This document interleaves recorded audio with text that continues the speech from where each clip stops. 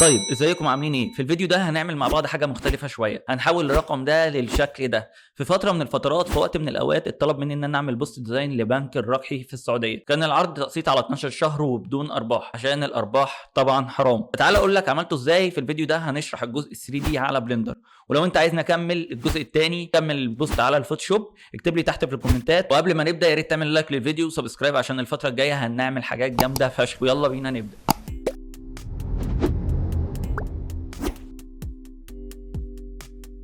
اول حاجه كالعاده هنمسح الثلاث حاجات دول، مالهمش اي لازمه. تمام. وبعدين نتك شيفت ايه، نيجي هنا من التكست ننزل تكست. تمام. ونيجي هنا من التاب عشان نخش الايديتنج مود. نيجي هنا في التكست نخش ايديتنج مود، كنترول ايه، ونكتب رقم الاتنين اللي احنا عايزين ايه نعدل عليه. وبعدين نيجي هنا في الفونت، هنا الايكون دي هي اللي فيها تفاصيل الفونت بتاعنا، الشيب بتاع الريزوليوشن بتاعت الشيب، التكست سبيس، الجيومتري بتاعته، الفونت. تمام. دلوقتي هنشرح مع بعض الكلام ده واحنا شغالين يعني. نيجي هنا نخش في البولد، احنا عايزين نخلي الفونت بولد.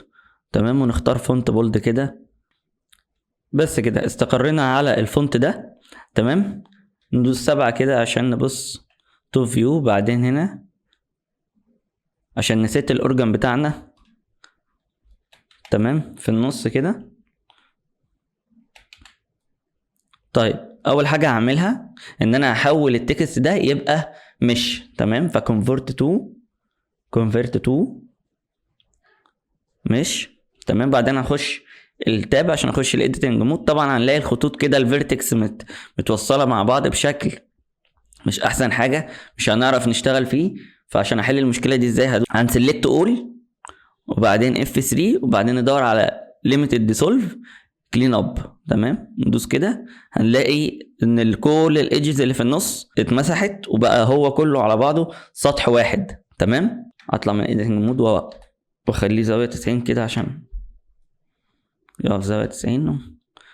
بعدين ارفعه كده. تمام. ادي حرف الاتنين بتاعي.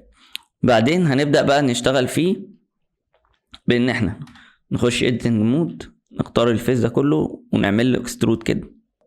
تاني حاجة عندنا ايه، لو جينا هنا في الريفرنس هنلاقي ان هو زي ده درج وده درج، والجزء ده ممسوح ومعمول بشكل مختلف، وبعدين ده درج كبير ودرج تاني ودرج تالت. تمام. وهنا في انا عملت هنا رفين كده عشان احط فيهم زي كتب وكده عشان يبان ان هو زي مكتبة. هاجي هنا من اداة السكينة اللي هي النايف. تمام. واروح موصل ده بده.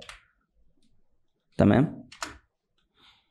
واروح جاي هنا قاطع من هنا لهنا.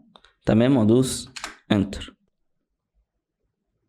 وكذلك نفس الموضوع من هنا.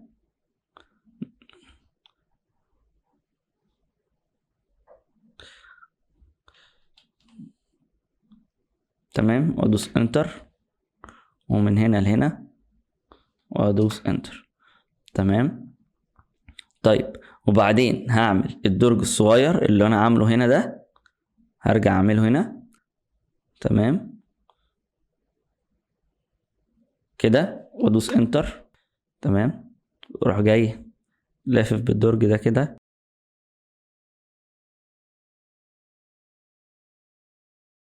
واروح موصل النقطة دي بالبوينت دي وادوس انتر.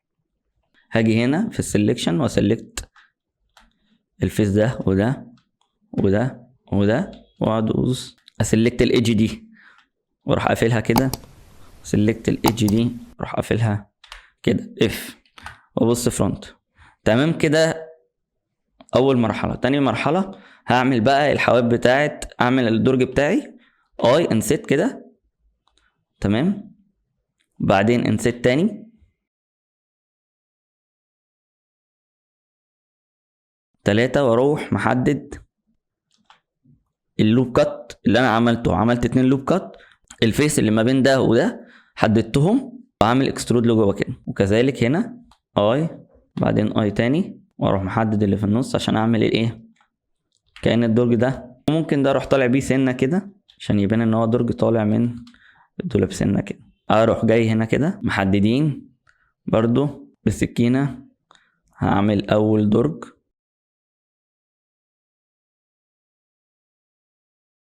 درج وادوس انتر، عملت لوب كات هنا ولوب كات هنا عشان اعمل الدرجين دول. نيجي هنا للسلكشن واحدد الوجه ده نفس الكلام، اي بعدين اي بعدين هنا اي بعدين اي، بعدين اجي احدد الاوجه دي بروح داخل بيها لجوه، واحدد الاوجه دي بروح داخل بيها لجوه. كده عملت الدرج ده والدرج ده. كده انا خلصت الادراج يا شباب، كده انا خلصت الدرج ده وده وده وده. تمام. هعمل الرفوف دلوقتي. طيب عشان اعمل الرفوف برضو عايز اعمل لوب كات هنا واوصل اللوب كات هنا، بعدين اعمل رف كده ورف كده. فهاجي هنا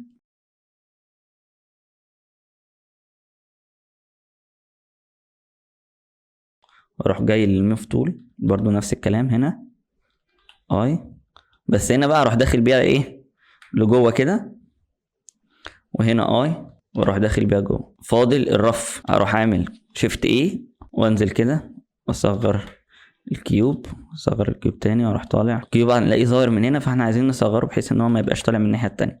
بصوا يا شباب في تريكايه هنا، لو انا بدوس ار ودوست اكس هيعمل لي الروتيشن بتاعي يبقى غلط، هيبقى مش في الزاويه اللي انا عايز اعملها. طب انا لو عايز اظبط الحته دي هدوس ار وهدوس اكس مرتين عشان يبقى في نفس اتجاه الاوبجكت اللي انا بعمل له روتيشن او سكيل. نفس الكلام ده في السكيل او في الجي الموف. فاحنا عايزين نعمله ناحيه الواي كده، فهدوس واي مرتين، واعمل له سكيل ناحيه الاكس فهدوس اكس مرتين برضو.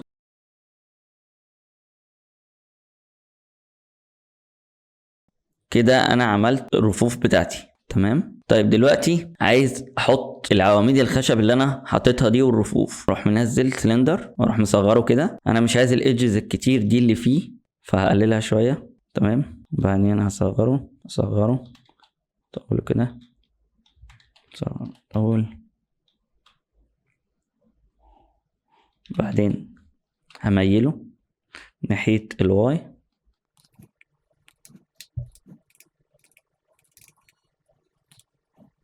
لو احنا لاحظنا هنا هنلاقي ان السلندر صغير من تحت وواسع من فوق. تمام.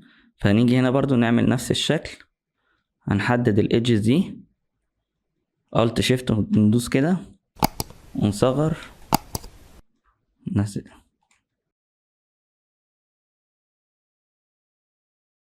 بس دي جايه، لو انتوا لاحظتوا في مشكله هنا ان دي جايه في النص، وهنا احنا بعدينها خالص. فاحنا محتاجين نحدد كده الايدج ده ونروح نازلين بيه، بعدين نعمل دوبليكيت، بعدين نحرك ده ونازلين بيه. طيب هنا احنا عايزين بقى نعمل نزود كده سب ديفيجن عشان ده يبقى سموز. طيب نحل المشكله دي زي ما قلنا، نعمل لوب كات كده ونسحب للاخر، بعدين نعمل لوب كات كده ونسحب للاخر، ونيجي هنا في الوجه ده عشان نحل الكسور دي نعمل انست في انست. تمام. وهزود هنا واحدة شيد سموث، نفس الكلام هنا. بس انا عندي دي ظاهرة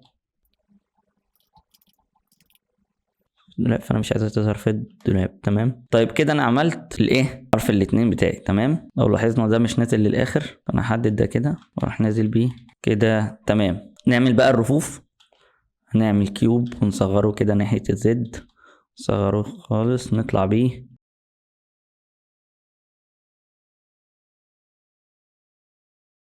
انا هنا مرضتش اميله عشان لو انا ميلته الحاجة مش هتقعد عليه، يعني مفيش حاجة هتقعد على حاجة مايلة. تمام.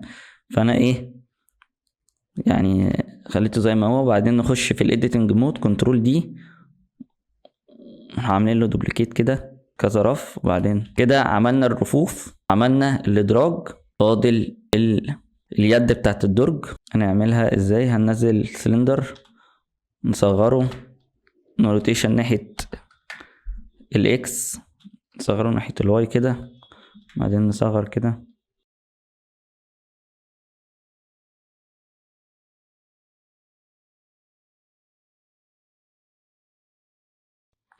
بعدين كنترول دي،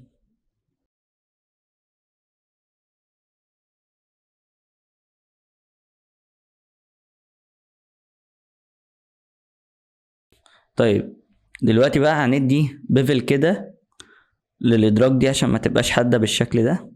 هنقلل كده البيفل ونروح ايه مزودين السيجمنتس، وندي هنا برضو الدرج ده كذلك بيفل، والدرج ده برضه كده. انا عملت الاتنين الدولاب تمام. فاضل بقى الكتب والمخدات والحاجات اللي انا كنت حاططها دي، كلها حاجات نزلتها من موقع سكتش فاب تمام. اخدها كده، كنت محضرها كنترول سي كنترول في، مصغرين كده ورافعين، حاطين مخدة هنا.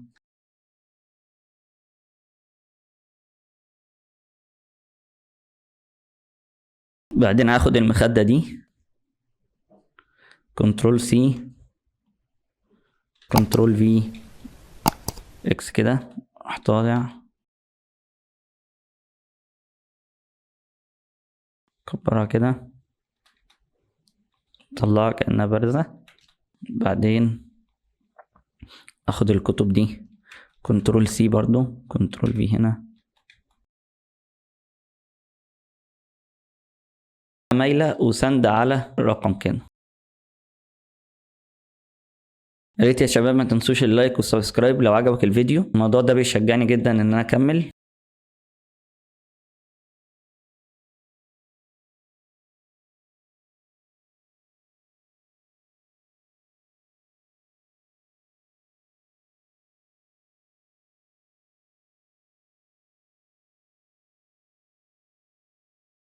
واخد بقى المخدة دي راح نازل بيها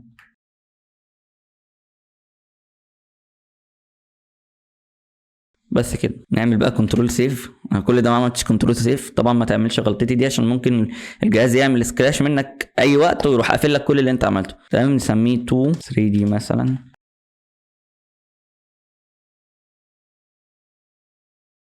الغي بس الميلان اللي هو في ناحيه الواي 00 حاجه، ده برضه بيبان معايا في الاخر ساعه الريندر تمام. واخليها 2000 مثلا ريزوليوشن، في 2000 اللي هو السكوير بتاعي، واعمل زوم واطلع ناحيه الزد كده شويه كده، واطلع ناحيه الزد شويه. افتح تابة تانية عشان اشوف الريندر بقى بتاعي تي، عشان الغي الجزء ده تمام، واشيل الواير كده واشغل زد ريندر، واجي هنا في الريندر اجيب الريندر انجن اللي بشتغل بيه واخليه على الجي بي يو عشان الجهاز يشتغل على الجرافيك كارد بتاعتي مش السي بي يو. طبعا ده بيسرع الريندر معايا.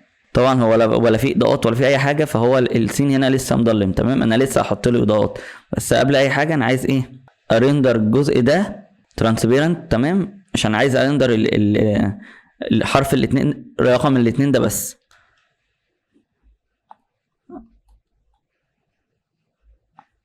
ادخل اريا كده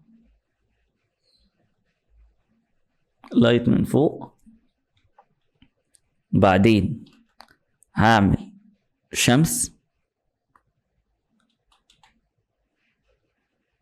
راح مزود، بعدين هحط باك جراوند الارض كده. الارض دي انا مش عايز منها حاجه، اعمل منها الشادو بس. طب انا اطلع ازاي ده؟ ممكن ده نروح مايلينه برضو سنه كده. لو جيت في اعدادات البلين بتاعتي هنا البلين، وجيت اعدادات بتاعتها وخليتها في الفيزابيليتي الشادو بتاعها تمام كاتشر شادو، مش هيرندر البلين الوايت نفسها بس، هيرندر الشادو بتاعها بس مع الاوبجكت بتاعي تمام. التركه دي حلوه. نيجي هنا بقى ندي اللون الازرق بتاع البراند بتاعنا بتاع البنك، وانا كنت عايز اضيف يعني زي لمعه ابيض هنا، فجيت رحت منزل بوينت نور كده. طبعا اريديوس الشادو بتاعها كده شويه تمام، واروح رافعها كده بس. وعندي الماتيريال برضو واخدها كده تمام. ادي الماتيريال الخشب بتاعتي. لو ما تعرفوش يا شباب، احنا في سلسله بنشرح فيها الماتيريال بالتفصيل تمام، هتلاقيها موجوده على القناه، نزل منها فيديو او اتنين حسب بقى توقيت الفيديو، حسب الوقت اللي انت بتتفرج عليه على الفيديو ده تمام. فانت ممكن ان شاء الله في السلسله دي هنعمل بقى ماتيريالز كتير على بلندر بس، بعيد عن اي برنامج تاني، ازاي نعمل ماتيريال احترافيه على بلندر بس تمام. فهحط لكم اللينك بتاعها تحت في الديسكريبشن برضو، ادخلوا اتفرجوا عليها عشان تعرفوا ازاي نعمل الوود ماتيريال شبه دي تمام. نيجي هنا تمام. دي طبعا ماتيريال سمارت. يعني ايه سمارت؟ يعني انا بحطها ما بحتاجش اعمل يو في او الكلام ده كله، انا يا دوبك بحطها هي بتقرا الايدجز وبتقرا الاوبجكت بتاعي وبتظبط لي الماتيريال على اساسه. تمام، بتظبط لي الماتيريال على الاساس بتاع الاوبجكت بتاعي. تمام. واجي هنا بقى في الكالر مانجمنت اروح مظبط كده، اخلي الهاي ميديوم هاي كونتراست شويه عشان الالوان تظبط معايا. وممكن اعمل باك لايت كده عشان ينور لي الحواف بتاعت الخشب كده، عشان انا حاسس انها مش الطف حاجه او مش باينه انها 3 دي قوي.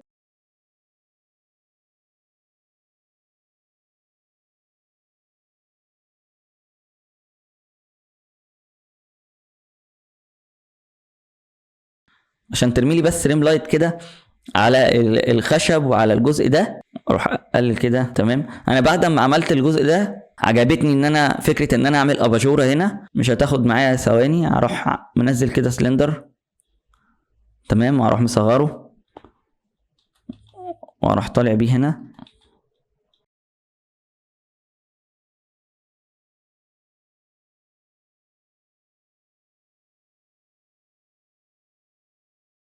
ما اقدر يروح نازل، يكون نازل ايه، مستقيم.